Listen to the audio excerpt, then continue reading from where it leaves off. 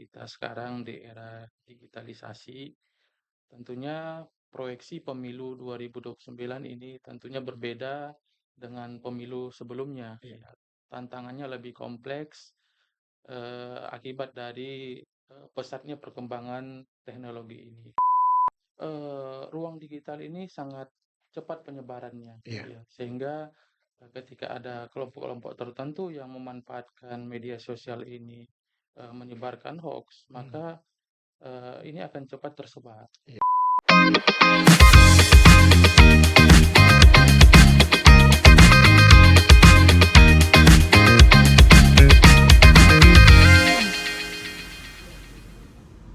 Halo teman pemilih, apa kabar semuanya? Selamat datang kembali di podcast KP Kota Batam, ruang bincang santai tapi berbobot seputar pemilu dan pemilihan.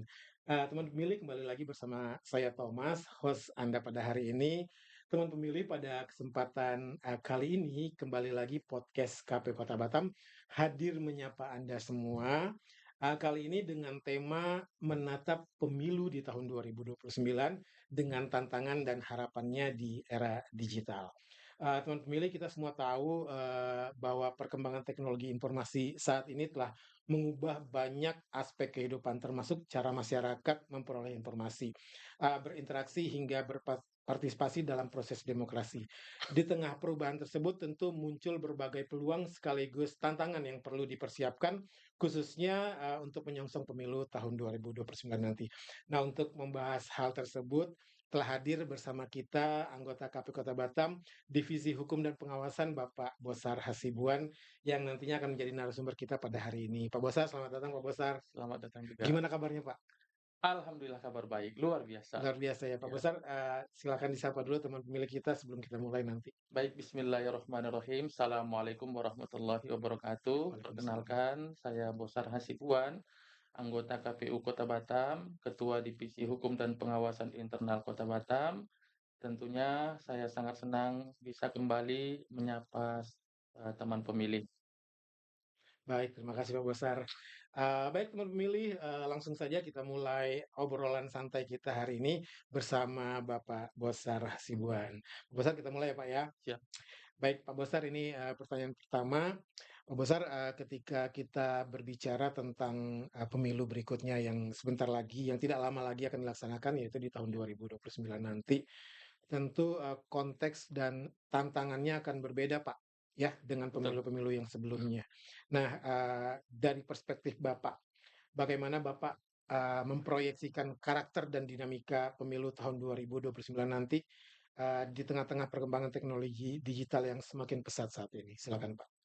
Baik, tentunya ini pertanyaan yang sangat menarik ya, mengingat bahwa kita sekarang di era digitalisasi, tentunya proyeksi pemilu 2029 ini tentunya berbeda dengan pemilu sebelumnya. Iya. Ya, tantangannya lebih kompleks akibat dari pesatnya perkembangan teknologi ini. Iya. Ya, tentunya ini juga akan berpengaruh terhadap penyelenggaraan pemilu tahun Iya. 2029, ya, mengingat bahwa eh, sebenarnya pemilu 2029 itu ya tidak lama lagi, sehingga Iya. memang eh, saatnya lah sekarang kita berbenah untuk menyiapkan segala aturan, segala regulasi yang harus dipersiapkan untuk pemilu 2029 nanti, Iya. Khususnya di era digital saat ini ya khususnya Pak di ya. era digitalisasi ini. Iya, pasti tantangannya lebih lebih besar ya Pak Iya, ya. betul. Baik, terima kasih Pak Bosar. Pertanyaan berikutnya Pak. Ya, Eee, Bapak sebagai salah seorang pimpinan, ya. atau penyelenggara pemilu, khususnya di Kota Batam ini, bagaimana Bapak melihat perubahan landscape demokrasi Indonesia dalam beberapa tahun, ke belakang dan ke depan? Dan apa implikasinya menurut Bapak terhadap penyelenggaraan pemilu di tahun 2029 nanti? Ya, seperti yang saya sampaikan tadi, landscape pemilu 2029 nanti ini memang jauh lebih kompleks. Iya. Eee, Pertama dari sisi perubahan, eee, pengguna hak pilih, ya. Oke. Pengguna hak pilih, di 2029 nanti ini, sangat besar itu didominasi oleh, kaum milenial Milenial, atau, oke. Gen Z ya, Mhm, sehingga, karakternya juga, tentunya sangat, berbeda, nah oke. begitu ya. Sehingga ini, apa namanya, kita berharap bahwa di pemilu 2009 nanti ini, dengan adanya perkembangan digitalisasi ini, adanya, apa namanya, AI ini Mhm, ya, ini bisa kita manfaatkan mhm, ya untuk kita sebagai penyelenggara, mhm. mmm, ini bisa kita, apa namanya, manfaatkan untuk mengefisiensikan kerja kita Oke, ya. Lalu kemudian sebagai sarana, eee, mempercepat pelayanan publik kita iya dan, tentunya, sebagai sarana juga akuntabilitas dan, apa, transparansi daripada pelaksanaan pemilu kita. Dari sisi, apa namanya, landscape pemilihnya, mhm, ini juga kita berharap bahwa, karena ini adalah kebanyakan kaum, Gen Z mhm. ya, tentunya kita berharap, teman-teman pemilih ini harus, bertanggung jawab terhadap, pilihannya Iya gitu ya. Sehingga, apa namanya, tidak menggunakan, ruang-ruang digital ini, eee, kepada arah yang negatif, iya, tentunya dalam hal penyebaran mhm, hoaks ya, lalu kemudian, apa namanya, berita deepfakes ya, ini juga, apa namanya, harus nanti bisa menjawab tantangan di pemilu 2029 seperti oke. itu. Menarik sekali Pak Bosar. Ya, Tadi juga Bapak ada berbicara tentang hoax. Nah, ini pertanyaan ya, berikutnya, kita mungkin bisa bicara lebih detail tentang itu, Pak. Di era media sosial yang serba cepat ya, saat ini, Pak, informasi dapat tersebar dalam hitungan ya. detik ya, Pak, ya, kita tahu semua itu. Menurut Bapak, tantangan terbesar apa yang akan dihadapi, demokrasi kita terkait berita-berita hoax tadi? Dan berita-berita disinformasi dan polarisasi informasi menjelang khususnya menjelang pemilu tahun 2029 nanti. Silakan, Pak. Ya, tantangannya semakin besar karena memang, Mmm. ruang digital ini sangat cepat penyebarannya, Iya, ya. Sehingga, ketika ada kelompok-kelompok tertentu yang memanfaatkan media sosial ini, menyebarkan hoaks, mmm, maka, ini akan cepat tersebar. iya Jadi sehingga, ke depannya regulasi kita ini harus bisa adaptif terhadap, perubahan, ruang digital ini, begitu. iya, Sehingga mungkin nanti pada momen-momen kampanye, ya ini bisa menyasar atau bisa adaptif terhadap, perkembangan dunia digital. Lalu kemudian, memang tantangan berikutnya itu terhadap selain dia berita hoaks, polarisasi pemilih. Ini mmm, juga, apa namanya, menjadi tantangan tersendiri untuk di pemilu 2029, iya, mengingat bahwa algoritma daripada media sosial ini cenderung mengikuti, preferensi daripada, eee, kebutuhan informasi pengguna media sosial mhm, tersebut. mmm, Sehingga ketika contohnya, seseorang, mencari di dalam media sosialnya terkait dengan kejelekan seseorang, iya, maka algoritma itu akan mhm, mensuplai informasi tentang betul kejelekan-kejelekan betul orang sekali. tersebut. Iya, Sehingga ini akan mempengaruhi, polarisasi mhm, terhadap pemilih tersebut, ya. iya Ketika ini terus dikembangkan, maka ini kan sangat berbahaya bagi perkembangan, demokrasi iya, kita, betul, gitu. Pak.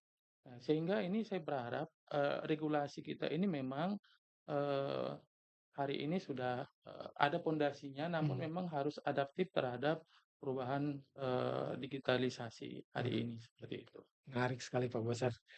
Terima kasih Pak. Baik Pak, ini pertanyaan, selanjutnya. Pak, ketika kita berbicara tentang, pemilu 2029 nanti, sesungguhnya juga kita berbicara tentang seperti yang Bapak sampaikan tadi, generasi yang akan menentukan, Ya, wajah demokrasi Indonesia ke depan, yaitu generasi, milenial dan Gen Z ya Pak. ya.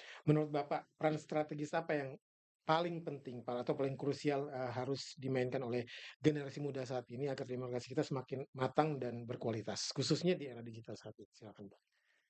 Baik, eee, harapan kita sebenarnya terkait dengan, terkhusus di Kota Batam, proyeksi kita nanti di pemilu 2029 nanti DPT kita itu sudah mencapai 1 juta pemilih, Oke. ya. Sehingga dari sisi komposisi seperti yang saya sampaikan tadi, ini kebanyakan adalah generasi, milenial atau Gen Z, Iya.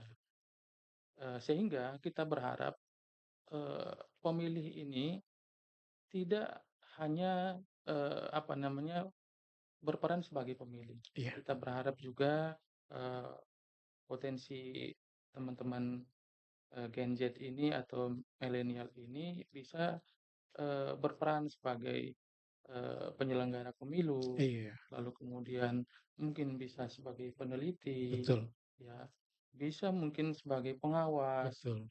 bisa mungkin sebagai, apa namanya, pengawas partisipatif, seperti itu ya. Sehingga kualitas demokrasi kita nanti, ini sebenarnya, ditentukan oleh, eee, kelompok pemilih tadi. Iya. Artinya potensi mereka itu sangat besar sekali, Iya. seperti itu. Sehingga ini harus kita arahkan kepada bagaimana meningkatkan kualitas, demokrasi Demokrasi kita, kita. seperti itu. Ya, jadi harapannya, khususnya buat generasi milenial, generasi Betul, Gen Z itu nanti pada saat, pemilu itu tidak hanya berperan sebagai peserta ya, Pak, ya, iya, maksud saya, pemilih, pemilih, ya kan, ya, tapi juga berperan aktif dalam, ikut menyelenggarakan pemilu itu sendiri. iya, Boleh dalam hal apa saja ya, Pak, ya? betul, Baik, terima kasih Pak Bosar, menarik sekali. Pak Bosar, pertanyaan penutup di sesi yang pertama ini. Pak, eee, perkembangan media digital saat ini juga turut menghadirkan ruang demokrasi yang sangat semakin terbuka. iya, Betul ya, Pak, ya? Namun, kita tahu bersama di sisi lain juga, eee, sangat berpotensi meningkatkan, pelanggaran hukum kepemiluan. Nah, mhm, menurut Bapak, apakah regulasi dan mekanisme pengawasan yang ada saat ini, apakah sudah cukup adaptif, Pak, untuk menghadapi tantangan tersebut, khususnya menjelang pemilu 2029 nanti? Silakan, Pak. baik. Kalau kita mengacu kepada Undang-Undang Nomor 7 Tahun 2017 tentang penyelenggaraan pemilu, memang secara, pondasi memang Mhm. ini sudah, eee, apa namanya, memuat, terhadap hukum-hukum ataupun peraturan-peraturan mengenai pelanggaran pemilu. Iya. Namun memang untuk di pemilu 2029 ini harus, kita sesuaikan lagi, Iya. kita, adaptifkan lagi Iya. terhadap perkembangan, eee, dunia digital hari ini. Iya. Hari ini kan kita, eee, aturan kita itu belum menjangkau terhadap sanksi penggunaan, Mhm. deepfake, Iya. ya. Eee, di 2024, penyebaran hoaks itu mungkin hanya berupa tulisan, Mhm. berupa gambar. Iya.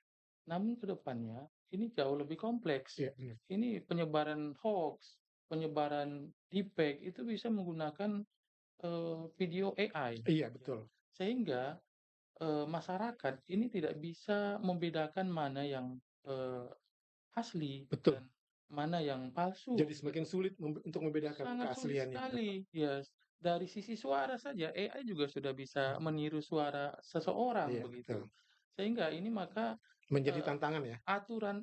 aturan ini atau regulasi kita ke depan, ini harus bisa menjangkau hal-hal yang seperti ini, harus Menarik sekali. adaptif terhadap, perkembangan dunia digital. Sehingga nanti pada saat ini terjadi, ini sudah, diakomodir, aturan-aturan pemilu kita, seperti itu. Luar biasa, menarik sekali. Ya, Mudah-mudahan, masukan yang barusan tadi disampaikan oleh Pak Bosar, itu bisa didengar oleh para regulator kita ya, Pak, ya, bisa siap, menjadi masukan yang berharga untuk kita semua, khususnya untuk menghadapi pemilu tahun 2029 nanti. Menarik sekali Pak Bosar, dari pembahasan di sesi yang pertama ini, kita dapat melihat teman pemilih bahwa perkembangan teknologi digital membawa banyak sekali peluang tentunya, sekaligus tantangan bagi demokrasi kita. Mulai dari perubahan perilaku pemilih, derasnya arus informasi, hingga pentingnya peran generasi muda dalam menentukan arah demokrasi ke depan. Bahkan juga berimplikasi terhadap perubahan regulasi dan pengawasan. Kira-kira begitu ya Pak ya, kalau siap, bisa kita simpulkan. Nah, teman pemilih, menarik sekali tadi perbincangan kita dengan Pak Bosar di sesi yang pertama ini. Nanti setelah jeda singkat, kami akan kembali lagi dan kita akan bahas lagi bagaimana harapan, strategi, dan kesiapan penyelenggara pemilu dalam menyongsong pemilu tahun 2029 khususnya di era digital yang terus berkembang ini. Teman pemilih, jangan kemana mana, kita akan bertemu lagi di sesi yang kedua. Stay tune.